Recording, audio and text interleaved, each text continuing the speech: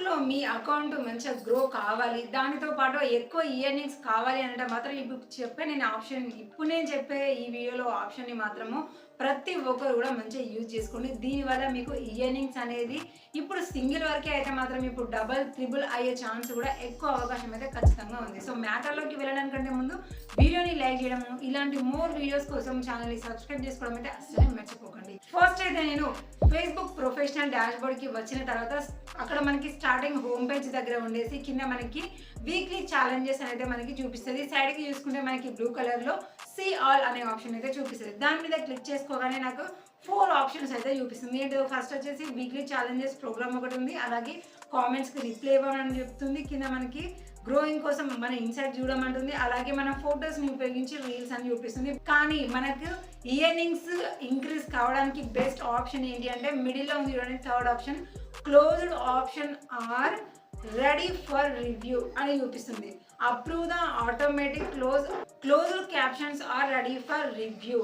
Approve the automatic closed caption before the are added to your reel అని చూపిస్తుంది. Captions అని అంటే ఇప్పుడు నేను తెలుగులో ఇదంతా కూడా మాట్లాడుతున్నాను. మరి వీడియో తెలుగు వాళ్ళకి అందదు కదా, చాలామంది వేరే తమిళ్, కన్నడ, ఇంగ్లీషు, హిందీ వేరే కంట్రీలో ఉండే వాళ్ళు కూడా మన వీడియోని అయితే చూస్తూ ఉన్నారు.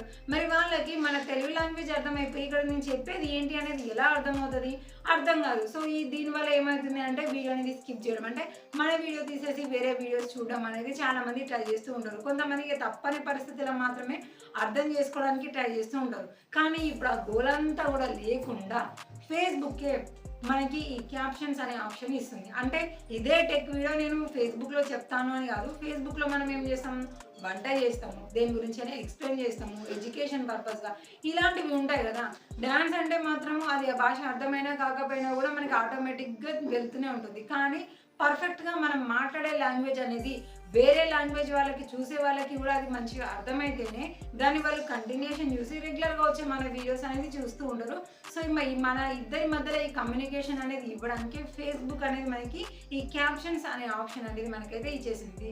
సో ఇందులో మనకి ఆటోమేటిక్ క్యాప్షన్స్ ఉన్నాయి, అలాగే మనం క్రియేట్ చేసి ఇవ్వడానికి కూడా మనకైతే ఆప్షన్ అయితే ఉంది. సో ఫస్ట్ ఆఫ్ ఆల్ మనమైతే ఏం చేయాలి, ఇక్కడ సైడ్కి యారో మార్క్ అయితే చూపిస్తుంది కదా, ఆ యారో మార్క్ మీద అయితే మనము క్లిక్ చేసుకోవాలి. సో ఇలాంటివి ఏ అప్డేట్స్ ఉన్నా సరే సోషల్ మీడియా తరఫున మనం ఇయర్నింగ్స్ చేసుకోవడంలో ఏదైనా బెనిఫిట్స్ ఉన్నాయి, లేదు ఏదైనా లోటుపాట్లు వచ్చాయంటే వాటిని ఎలా సరి చేసుకోవాలి అని ఇలాంటి పూర్తి వివరాలు మన అకౌంట్లో మన ఛానల్లో అయితే చెప్పడం అయితే జరుగుతుంది. కాబట్టి వీటి గురించి మీరు క్లియర్గా తెలుసుకోవడానికి తప్పకుండా మన ఛానల్ని సబ్స్క్రైబ్ చేసుకోవడం అయితే అస్సలే మర్చిపోకండి.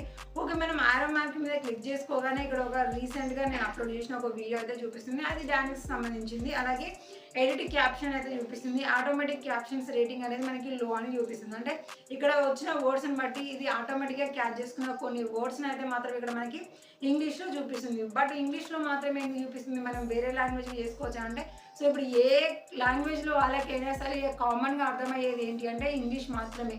హిందీ అన్నా కూడా అందరికి అర్థమవుతుందో లేదో తెలియదు, కానీ ఇంగ్లీష్ మాత్రమే ప్రతి ఒక్కరికి అర్థమవుతుంది. కాబట్టి సో ఇక్కడ ఇంగ్లీష్ క్యాప్షన్స్ అనేది ఇచ్చింది. సో ఇక్కడ ఏ సెకండ్స్కి మనం ఏం వాడినామో అనేది వర్డ్ మనం అనేది ఇంగ్లీష్లో రాయొచ్చు. ఇక్కడ టైమింగ్స్ కూడా మనము అడ్జస్ట్ చేసుకొని ఇది ఏ సెకండ్స్కి రావాలి అనేది కూడా మనం సెట్ చేసుకున్నాము అంటే, సో ఇక్కడ మనం చేసే వంటకు కానివ్వండి, ఎంటర్టైన్మెంట్ ప్రోగ్రామ్, ఎడ్యుకేషన్, లేదంటే ఇదే పాట వాళ్ళకి కూడా అర్థం కావాలంటే సో దాన్ని మనం ఇంగ్లీష్లోకి ఎలా దాన్ని ఏమంటారు అనేవన్నీ కూడా మనం రాసుకొని టైమింగ్స్ అనేది క్లియర్గా సెట్ చేసుకొని అప్పుడు క్లోజ్డ్ క్యాప్షన్స్ అనేది అందరూ క్లిక్ చేసుకున్నాం అనుకోండి, అది రెడీ అయిపోతుంది. ఇప్పుడు నుంచే ఆ వీడియో చూసే వాళ్ళకి నేను ఏదైతే క్యాప్షన్స్ ఇచ్చానో ఆ క్యాప్షన్స్తోనే ఆ వీడియో అనేది పబ్లిక్ అయిపోతూ ఉంటాయి. కాబట్టి ఏ లాంగ్వేజ్ వాళ్ళు కూడా చూసినా కూడా మన వీడియో అనేది స్కిప్ చేయకుండా సో దాని ఏంటి అనేది వాళ్ళకి కూడా అర్థమైపోతుంది. కాబట్టి కంటిన్యూషన్ అనేది చూస్తారు. సో ఈ విధంగా మనకి ఏ కంట్రీ అంటే ఏ స్టేట్ వాళ్ళకి మన వీడియో అందినా కూడా అక్కడ రీచ్ అనేది డౌన్ కాకుండా మన వీడియో అనేది మంచిగా వెళ్తూనే ఉంటుంది, గ్రో అనేది పోతూనే ఉంటుంది. సో దీనివల్ల బెనిఫిట్ ఏంటంటే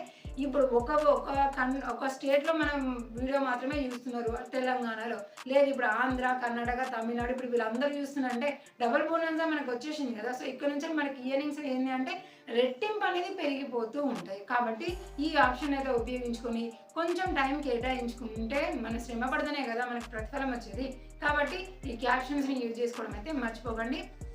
సో డాన్స్ వాళ్ళు ఏమో నాకైతే తెలియదు, కానీ మిగిలిన ఎడ్యుకేషన్ పర్పస్గా మాట్లాడే వాళ్ళు, కుకింగ్ కానివ్వండి, ఎంటర్టైన్మెంట్ కానివ్వండి, వీళ్ళు ఎవరైనా సరే క్యాప్షన్స్ అనేది యూజ్ చేసుకుంటే ఏ భాష వాళ్ళకి మీ వీడియో అందినా కూడా అక్కడ నుంచి రీచ్ అనేది పడిపోకుండా